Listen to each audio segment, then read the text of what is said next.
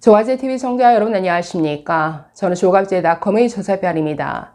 2025년 6월 20일 오전 11시입니다. 이재명 정부가 경기 부양을 목적으로 본격적인 돈 풀기에 나섰습니다. 문제는 그 돈 푸는 방식인데 전 국민에게 현금을 지원하는 민생지원금, 그리고 소상공인의 빚을 탕감해주는 정책, 대표적인 이 두 가지가 과연 경기 부양에 얼마나 효과가 있을 것인가, 그리고 안 그래도 어려운 우리나라 재정이 감당할 수 있을 것인가, 이런 우려를 낳게 합니다. 자, 이 문제 좀 살펴보도록 하겠습니다.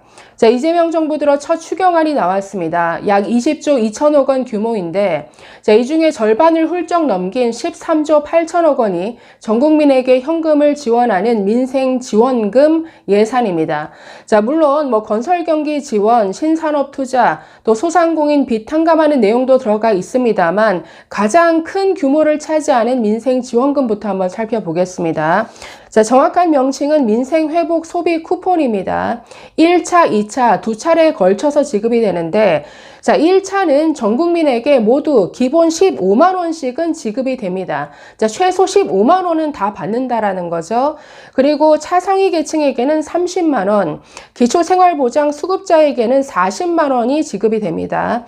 여기에 농어촌 인구 소멸 지역 84개 시군 411만 명에게는 1인당 2만 원을 추가로 지원하게 되고, 자, 그렇기 때문에 여기까지가 1차, 그리고 2차 지원금은 1인당 10만 원씩 동일하게 지급이 됩니다. 다만 소득 상위 10%는 2차 지원 대상에서는 빠진다라는 거죠.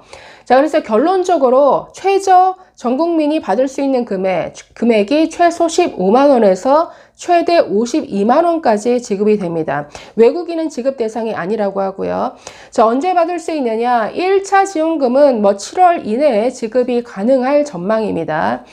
자, 2차가 소득 상위 10%는 제외가 되는데 이걸 어떻게 걸러내느냐? 좀 시간은 걸릴 것으로 보입니다만은 가구별, 건강보험료 납부액 이런 것들을 따질 것 같고, 또 소득 상위 부모가 10%에 속하면 피부양자인 자녀도 받을 수 없게 되고, 또 직장인이라 할지라도 수십억 원대 부동산을 소유하고 있다. 이거는 아무래도 빠질 것 같습니다.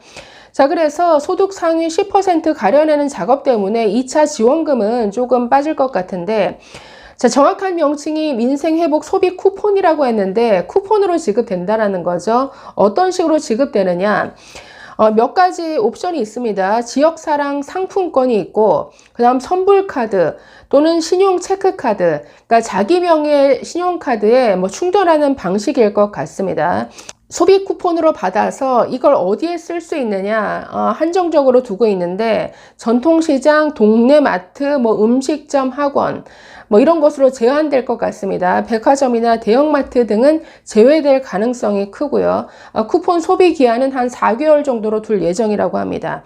자, 그래서 소비 쿠폰 외에 별개로 또 할인 쿠폰이 있는데, 자, 이 별개로 778억 원을 투입해서 5대 분야 소비 진작을 위한 할인 쿠폰이 제공이 되는데, 분야가 숙박, 또 영화 관람, 스포츠 시설, 미술 전시, 공연 예술, 자, 이쪽 분야에 선착순별로 몇만 원씩 한도를 둬서 지원하는 것 같습니다. 선착순으로 소비된다라는 것.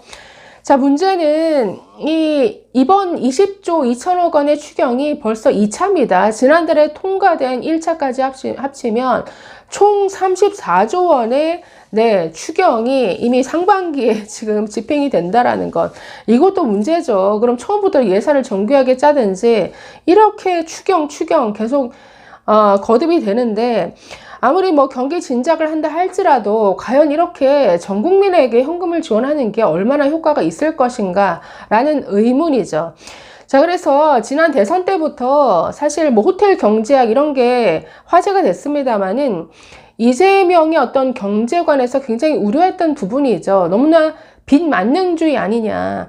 과연 지금 안 그래도 경제 성장이 아주 지금 마이너스로 갈 수도 있는 상황에서, 재정 여력이 없는데 이걸 대체 무슨 돈으로 감당하려고 하느냐. 돈은 푸는 건 좋은데 그럼 돈 풀고 난 이후에 이 나라 국가는 무엇으로 채우겠느냐. 그러니까 이런 의문이 늘 따르는 것이죠. 자, 가장 큰 문제는 불어난 재정 적자인데 이번 추경으로 올해 정부 예산안이 사상 처음으로 700조 원을 넘기게 되었습니다. 자, 문재인 정부 때 600조 원을 넘긴 예산에서도 혀를 찼는데 700조 원이 넘는 예산이다. 이거 심각하죠. 게다가 더 심각한 것은 국가 부채인데 GDP 대비 국가 부채가 지금 1,300조 원을 돌파하게 됐습니다. 이게 2015년도에 591조이던 나라 빚이 지금 10년 만에 이게 지금 2배 이상이 되었다라는 거죠. 지금 이재명 대통령은 그 대선 때도 국가 채무 비율이 50%가 안 되기 때문에 돈 더 써도 된다라고 강조했지만 지금 거의 49%입니다. 곧 50% 됩니다.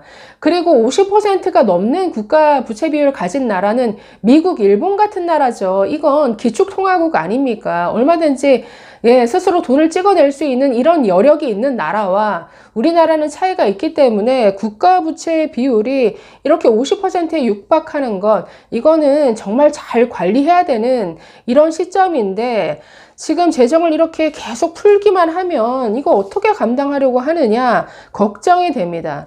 자, 그리고 두 번째 제가 문제라고 보는 것은 소상공인 지원 항목에 들어가 있는 소상공인의 빚을 탕감해주는 내용입니다. 7년 이상 그리고 5천만 원 이하의 이 연체 채권에 대해서 정부가 매입해주는 방식으로 빚을 탕감해 주겠다라고 했습니다. 정부가 출자하는 배드뱅크를 통해서 그 연체 채권을 그러니까 뭐 한 5% 정도의 돈을 지급하고 이 액면가 기준으로 채권을 매입한다라는 거죠. 자, 그런데 이게 코로나 이후 소상공인 정책자금 대출이 급증했고 그걸 못 갚는 소상공인이 늘어나니까 그에 따른 조치다라고 하는데 자, 2020년 그 3차 추가 그 예산을 거치면서 277조 원의 그 정책 대출이 집행이 됐습니다. 자, 문제는 277조 원이 돈이 나갔는데 이 중에 230조 원 가량은 상환이 됐다라는 거죠. 그러면 지금까지 정말 이악 물고 열심히 노력해서 어떻게든 빚을 갚아왔던 이런 소상공인도 있는데 지금 7년 이상 5천만 원 이하 이 그동안 빚을 못 갚은 이 소상공인의 빚을 탕감해 준다. 이건 형평성의 문제도 있고 이 도덕성 해이 문제가 생길 수 있다라는 거죠. 그리고 또 엉뚱한 게 뭐냐면 이거 금융기관 좋은 일 시키는 게 될 수도 있습니다. 7년 이상 상환이 안 되는 채권은 사실 대손 충당금 쌓고 손실 처리하죠. 거의 이제 포기한 채권이나 다름이 없는데 그런데 정부가 5% 금액을 지급하고 사가겠다라고 하면 이 은행들 입장에서는 뜻밖의 내 수익이 생기는 거죠. 그래서 은행 좋은 일만 시키는 일이 될 수도 있다. 자, 그래서 이런 부분도 좀 아주 세세하게 섬세하게 고려해야 될 항목이 아닌가 걱정이 되는 부분들입니다. 자, 그래서 항상 뭐 돈을 풀면 돈을 받는 혜택을 받는 입장에서는 좋지만 나라 빚 걱정하지 않을 수가 없죠. 항상 지난 대선 때부터 당시 이준석 후보가 집요하게 물었던 부분이 뭐 AI에 몇백조 투자하겠다 좋은데 돈을 어떻게 마련할 거냐 이 부분에 대해서 당시에도 제대로 답변을 못했습니다. 자, 이제는 이 집권한 이후니까 이 어떻게 돈을 마련할 것이고 성장을 해야 이 나라 국가를 채울 수 있을 텐데 어떤 방식으로 성장을 할 것인가, 어떤 방식으로 돈을 조달할 것인가, 어떤 방식으로 이 재정을 충당할 것인가, 여기에 대해서는 정말 책임감 있게 뭔가 해법을 제시해야 되는 이런 시기라고 봅니다. 감사합니다.